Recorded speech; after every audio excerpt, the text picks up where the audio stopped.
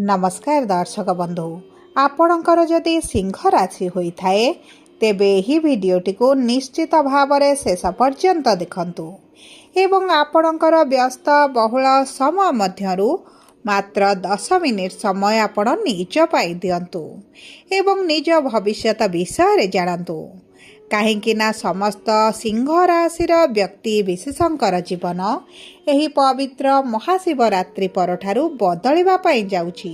कारण ग्रह नक्षत्र चलन रे हेब बहुत बड़ परिवर्तन जहाद्वारा आपणक जीवन रे चलिथिबा बहु दुख कष्टर अंत हेबाकु जाउछि एवं पुणी थरे एही महाशिवरात्रि ठारु आपणक जीवन रे खुशी फेरिबाकु जाउछि। आपणक राशि रे एही जागर दिन राजयोगर संयोग सृष्टि हेबाकु जाउछि एवं तीनोटी बड़ एवं शुभ ग्रह आपणकर त्रिकोण बा लक्ष्मी भाव को चलन करने जाउछंती। शुक्र सूर्य एवं मंगल जे आपणक भाग्यर अधिपति लाभर अधिपति एवं धनर अधिपति अटंती समस्ते आपणकर सप्तम भाव को गोचर करबा पाई जाउछंती जहाद्वारा आपणक भाग्य गोटे बड़ परिवर्तन हेबाकु जाउछि। अनेक दिगरु अनेक गुड़िए लाभ प्राप्ति हेबाकु जाउछि। समस्त सुख प्राप्ति हेबा पाई जाउछि। देखंतु एही महाशिवरात्रि परठारु पुनर्बार आपणक जीवन रे खुशी फेरिबाकु जाउछि। तेबे एबे आसंतु जानिबा एही महाशिवरात्रि परठारु कौन कौन बड़ परिवर्तन हेबार अछि।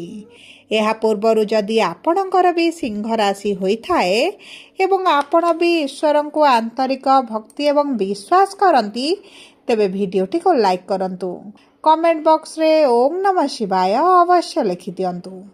ता सहित आम सह जोगाजोग करिबा पई वीडियोर मध्य भाग रे एक व्हाट्सएप नंबर टी दिया जायछि जो नंबर साहाय्य आपण आम सह जोगाजोग करी निजर नूतन कुंडली प्रस्तुत करें कुंडली विश्लेषण कराइपारे किंबा आपणकर चाकरी विवाह व्यवसाय प्रेम संपर्क शिक्षा स्वास्थ्य को नहीं किसी समस्या रही ताहार सहजरे एवं स्वल्प मूल्य रे समाधान करें सेतिपाई आपण आम सह वीडियोर शेष पर्यंत जोड़ी होई रुहंतु एवं व्हाट्सएप नंबर माध्यम आम सह जोगाजोग करी निज समस्यार समाधान करंतु।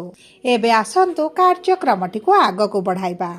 देखंतु आपणकर राशिर स्वामी सूर्य शुक्र बुध मंगल सहित शनि गृह रे विराजमान करिथिबारु आपणकर स्वास्थ्य रे समस्या देखुथिले आपणक कर्म क्षेत्र रे समस्या देखा देउथिला आपणकर धनर समस्याटी मध्य बढ़ी जाइथिला एवं आपण ऋण आनिथिले किंतु ऋणटी को सुझी न पारी ऋणर भार आपणकर बढ़ी जाइथिला आपण जे कार्य रे हाथ देउथिले सेथिरे आपणको सफलता मिली पारु नथिला आपण मानसिक दुश्चिंता भितर रहुथिले परिवार मध्य शांति अनुभव मध्य करि पारु नथिले शिक्षा क्षेत्र रे समस्या देखुथिले एवं चाकरी क्षेत्र रे बहुत अधिक समस्या पूर्वरु रहितिला वर्तमान मध्य अनुभव करुछंती। सबुठारु बड़ कथा हेउची संतान संततिक पई आपण बहुत अधिक चिंतित रहुछंती। आपणक प्रेम जीवन हेउ बा दाम्पत्य जीवन हेउ छोट छोट कथा को नहीं झगड़ा मनमालिन मतभेद समस्या लगी रहुछि। विशेष भाव में आपणकर पूर्व भली व्यापार रे आउ लाभ हेउ नाही व्यापार वाणिज्य आपण लॉस देखुछंती एवं जहा द्वारा आपणकर मानसिक स्वास्थ्य सहित शारीरिक स्वास्थ्य मध्य पीड़ित हेउथिला। तेबे एही भली जहा भी समस्या आपणक जीवन रे चालुथिला ताहा एबे दूर हेबाकु जाउछि। आपणक जीवन रे पुणी थरे खुशी फेरिबाकु जाउछि। किंतु सर्वप्रथमे जानिबा जे आपणक सिंह राशि नक्षत्र अनुसार की प्रकार प्रभाव केउ क्षेत्र रे पड़िबा पाई जाउछि।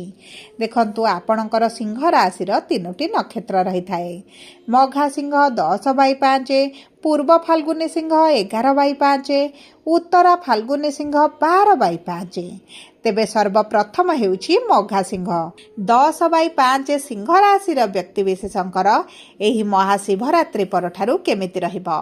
देखंतु आपणकर नक्षत्र अधिपति हेउछंती केतु आपणकर लग्न रे बा प्रथम गृह रे विराजमान होइछंती एवं सप्तम दृष्टि आपणकर विवाह गृह रे प्रदान करुछंती।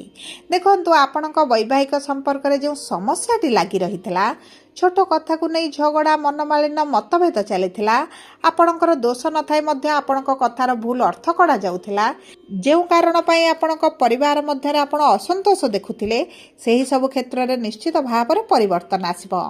ଆପଣଙ୍କ ସାଥୀଙ୍କ ସହିତ ଆପଣଙ୍କ ସମ୍ପର୍କରେ ମଧୁରତା ଆସିବ।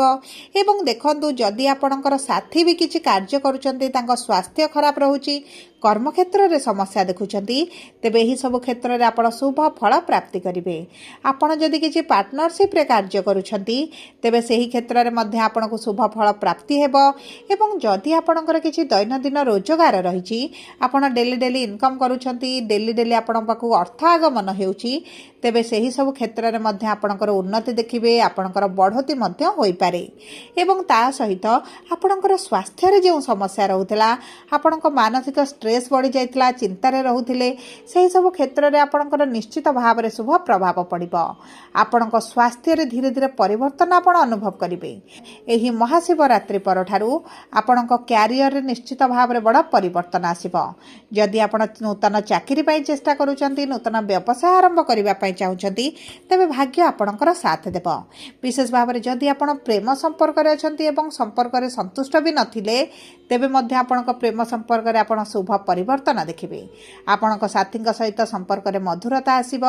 ଏବଂ ତା ସହିତ ଯଦି ଆପଣଙ୍କ ବିବାହରେ ସମସ୍ୟା ଆସୁଥିଲା, ବିବାହ ହୋଇପାରୁନଥିଲା, ତେବେ ଆପଣଙ୍କ ବିବାହ ହୋଇଯିବାର ବହୁତ ଅଧିକ ସମ୍ଭାବନାଟି ବଢ଼ିଯାଉଛି। ଏବେ ଆସନ୍ତୁ ଜାଣିବା ପୂର୍ବ ଫାଲ୍ଗୁନୀ ସିଂହ ରାଶିର ବ୍ୟକ୍ତିବିଶେଷଙ୍କର ଏହି ମହାଶିବରାତ୍ରି ପରଠାରୁ କେମିତି ରହିବ।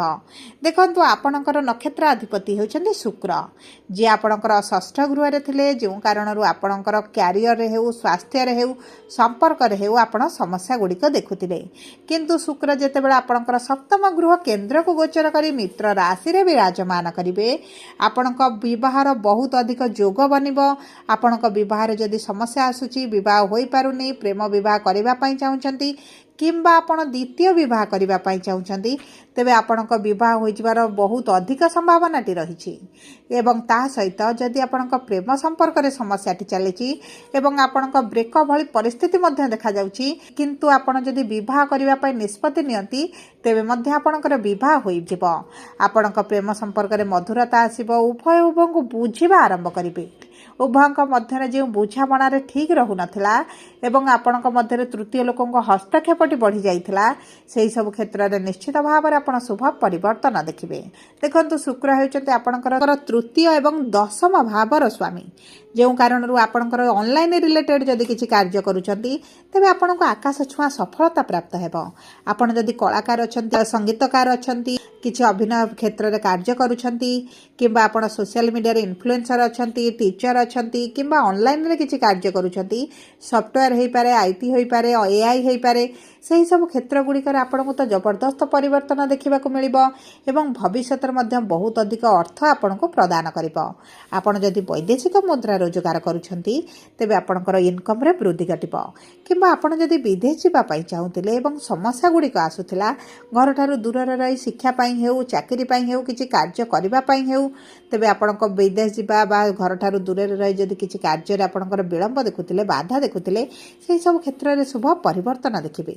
ଏବଂ ବିଶେଷ ଭାବରେ ଯଦି ଆପଣ ସରକାରୀ ଚାକିରି ପାଇଁ ପରୀକ୍ଷା ଦେଉଛନ୍ତି, ଇଣ୍ଟରଭ୍ୟୁ ଦେଉଛନ୍ତି, ଏଣ୍ଟ୍ରାନ୍ସ ଦେଉଛନ୍ତି, ତେବେ ଆପଣଙ୍କୁ ତ ନିଶ୍ଚିତ ଭାବରେ ଶୁଭ ଫଳ ପ୍ରାପ୍ତି ହେବ। ଆପଣଙ୍କ ସନ୍ତାନ ପ୍ରାପ୍ତି ପାଇଁ ପ୍ରବଳ ଯୋଗ ମଧ୍ୟ ବନୁଛି। ଯଦି ଆପଣ ସନ୍ତାନ ସୁଖରୁ ବଞ୍ଚିତ ଅଛନ୍ତି, ତେବେ ସନ୍ତାନ ପ୍ରାପ୍ତିର ସୁଖ ଆପଣଙ୍କୁ ନିଶ୍ଚିତ ଭାବରେ ପ୍ରାପ୍ତ ହୋଇଯିବ। ଏବେ ଆସନ୍ତୁ ଜାଣିବା ଉତ୍ତର ଫାଲ୍ଗୁନୀ ସିଂହ ରାଶି ଆପଣଙ୍କର ଏହି ମହାଶିବରାତ୍ରି ପରଠାରୁ କେମିତି ରହିବ। ଦେଖନ୍ତୁ, ଆପଣଙ୍କର ନକ୍ଷତ୍ରାଧିପତି ହେଉଛନ୍ତି ସୂର୍ଯ୍ୟ, ଯିଏ ଆପଣଙ୍କର ଷଷ୍ଠ ଗୃହରେ ବିରାଜମାନ ହୋଇଥିଲେ ଏବଂ ଆପଣଙ୍କ ସପ୍ତମ ଗୃହରେ ବିରାଜମାନ ହୋଇ ଆପଣଙ୍କ ପ୍ରଥମ ଗୃହକୁ ଦୃଷ୍ଟି ଦେବେ। ଆପଣଙ୍କ ରୋଗ ପ୍ରତିରୋଧକ ଶକ୍ତିରେ ବୃଦ୍ଧି ଘଟିବ। ଆପଣଙ୍କ ସରକାରୀ ଚାକିରିରେ ଯଦି କିଛି ସମସ୍ୟା ଚାଲିଛି, ସେଥିରୁ ଆପଣ ବାହାରକୁ ଆସିବେ। ଆପଣଙ୍କ ବିରୁଦ୍ଧରେ ଯଦି କିଛି କାର୍ଯ୍ୟାନୁଷ୍ଠାନ କରାଯାଇଛି, ସେଥିରେ ମଧ୍ୟ ଆପଣ ସମାଧାନ ଦେଖିବେ। ଆପଣଙ୍କର ଯଦି ସରକାରଙ୍କ ସମ୍ବନ୍ଧିତ କିଛି କାର୍ଯ୍ୟ କରୁଛନ୍ତି ସେହି କ୍ଷେତ୍ରରେ ବହୁତ ଅଧିକ ଶୁଭ ଫଳ ପ୍ରାପ୍ତି ହେବ। ଦେଖନ୍ତୁ ଆପଣଙ୍କର ସ୍ୱାସ୍ଥ୍ୟରେ ନିଶ୍ଚିତ ଭାବରେ ଆପଣ ଶୁଭ ପରିବର୍ତ୍ତନ ଦେଖିବେ। ଆପଣଙ୍କର ଅର୍ଥକୁ ନେଇ ଯେଉଁ ସମସ୍ୟାଟି ବଢ଼ିଯାଇଥିଲା, ଋଣ ବଢ଼ିଯାଇଛି, କରଜ ବଢ଼ିଯାଇଛି, ଆପଣ ଶୁଝିବା ପାଇଁ ସକ୍ଷମ ହୋଇପାରୁନାହାନ୍ତି। ଆପଣଙ୍କର ଇନକମ୍ ବଢ଼ିବା କାରଣରୁ ଆପଣଙ୍କର ଋଣ ଶୁଝିବା ପାଇଁ ମଧ୍ୟ ଆପଣ ସକ୍ଷମ ହେବେ। ଆପଣଙ୍କୁ ଅଚାନକ କିଛିଟା ଧନ ପ୍ରାପ୍ତି ମଧ୍ୟ ହୋଇପାରେ। ଏବଂ ଦେଖନ୍ତୁ ଏହି ସମୟ ମଧ୍ୟରେ ଯଦି ଆପଣଙ୍କର କିଛି ପ୍ରପର୍ଟି ବିକ୍ରିକୁ ବା କିଣିବାକୁ ନେଇ କିଛି ଡିସ୍ପ୍ୟୁଟ୍ ଚାଲିଛି କିମ୍ବା ଆପଣ ପ୍ରପର୍ଟି କିଣିବା ବିକି ଆପଣ ଫସି ଯାଇଛନ୍ତି, ତେବେ ସେଥିରୁ ନିଶ୍ଚିତ ଭାବରେ ବାହାରକୁ ଆସିବେ।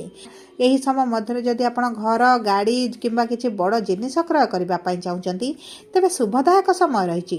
ଆପଣ ନୂତନ କାର୍ଯ୍ୟ ଯଦି ଆରମ୍ଭ କରନ୍ତି, ତେବେ ମଧ୍ୟ ଆପଣଙ୍କୁ ଶୁଭ ଫଳ ପ୍ରାପ୍ତି ହେବ ଏବଂ ଏହି ସମୟରେ ଆପଣଙ୍କ ପାର୍ଟନରସିପ୍ ବ୍ୟବସାୟରେ ଆପଣଙ୍କୁ ଆଶା ଅନୁରୂପକ ଫଳ ମଧ୍ୟ ପ୍ରାପ୍ତ ହେବ। ଆପଣ ଯଦି ଉଚ୍ଚଶିକ୍ଷା କରିବା ପାଇଁ ଚାହୁଁଥିଲେ ଏବଂ ଆପଣଙ୍କର ଶିକ୍ଷା କରିପାରୁନଥିଲେ, ମନପସନ୍ଦର କଲେଜ ହୋଇପାରୁନଥିଲା, ମନପସନ୍ଦର କୋର୍ସ କରିପାରୁନଥିଲେ, ତେବେ ଏହିସବୁ ସମସ୍ୟା ଗୁଡ଼ିକ ଆପଣଙ୍କର ଦୂର ହୋଇଯିବ। ଆପଣଙ୍କର ଯଦି କ୍ଲାସ୍ ପ୍ରମୋସନ୍ ପାଇଁ ହେଉ କିମ୍ବା କିଛି ଏକ୍ଜାମ୍ ଆପଣଙ୍କର ଏହି ମହାଶିବରାତ୍ରି ପରେ ରହିଛି, ତେବେ ଆପଣଙ୍କୁ ସେଥିରେ ନିଶ୍ଚିତ ଭାବରେ ଶୁଭ ଫଳ ପ୍ରାପ୍ତି ହେବ। ସବୁ ପରେ ଦେଖନ୍ତୁ, ଆପଣଙ୍କର ଅଶୁଭତ୍ୱକୁ ଦୂର କରି ଶୁଭାଶୁଭ ଫଳକୁ ବୃଦ୍ଧି କରିବା ପାଇଁ ଆପଣ ପ୍ରତିଦିନ ସୂର୍ଯ୍ୟଙ୍କୁ ପ୍ରାତଃ ସମୟରେ ଜଳ ଅର୍ପଣ କରନ୍ତୁ। ହୃଦୟ ଆଦିତ୍ୟ ସ୍ରୋତ ପାଠ କରନ୍ତୁ। ତାହା ସହିତ ପ୍ରଭୁ ଗଣେଶଙ୍କର ପୂଜାର୍ଚ୍ଚନା କରିବା ସହିତ ମାତା ଦୁର୍ଗାଙ୍କର ଉପାସନା ମଧ୍ୟ କରନ୍ତୁ। ଆପଣଙ୍କ ଆର୍ଥିକ ସ୍ଥିତିରେ ପରିବର୍ତ୍ତନ ଆସିବ ଏବଂ ଆପଣ ଯଦି ବାମ ହାତ ପାପୁଲିରେ କିଛିଟା ଅତର ଲଗାନ୍ତି, ତେବେ ମଧ୍ୟ ଆପଣଙ୍କର କାର୍ଯ୍ୟ ସିଦ୍ଧି ହେବାର ବହୁତ ଅଧିକ ସମ୍ଭାବନାଟି ବଢ଼ିଯିବ। ସବୁ ପରେ ଆପଣଙ୍କର ଯଦି ସିଂହ ରାଶି ହୋଇଥାଏ, ଭିଡ଼ିଓଟି କିଭଳି ଲାଗିଲା କମେଣ୍ଟ ବକ୍ସରେ ଲେଖି ଜଣାନ୍ତୁ। ଯଦି ପ୍ରଥମ ଥର ଆମ ଚ୍ୟାନେଲକୁ ଆସିଛନ୍ତି, ଚ୍ୟାନେଲଟିକୁ ସବସ୍କ୍ରାଇବ୍ କରନ୍ତୁ। ଧନ୍ୟବାଦ।